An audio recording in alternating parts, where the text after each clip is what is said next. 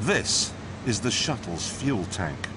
It may only be 130 miles to space, but to cover that distance, the engines will use 500,000 gallons of fuel, and that works out at 2 feet to the gallon.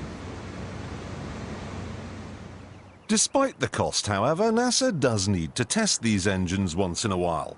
So they built this place in the wetlands of Mississippi.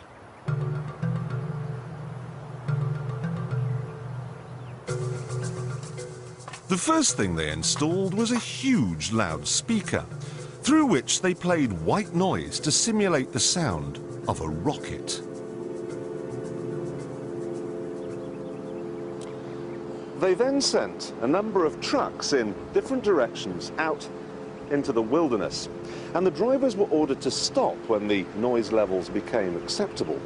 This gave them an imaginary boundary line, and anyone living on the inside of it was offered a simple choice. Stay, and you'll never hear another television program as long as you live. Or take the NASA shilling and get out. No one stayed, and NASA ended up with exactly what it wanted. 125,000 acres of nothing.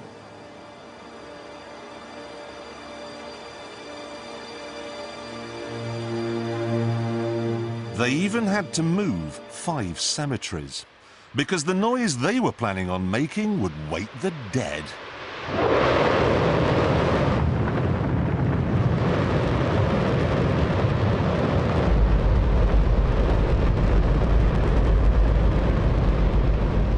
Don't worry if you can't hear what I'm saying. I couldn't even hear myself.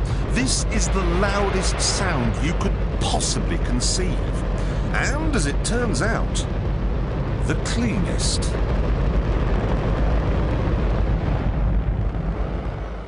Now, the most amazing thing is that that cloud up there, which was generated by the engine, is just a mixture of hydrogen and oxygen. It's water vapor. And in about an hour's time, someone in Mississippi is going to get wet washing. It will actually rain.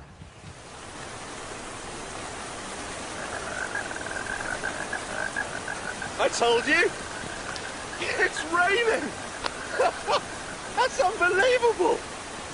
Oh, NASA's playing God. It's making its own weather.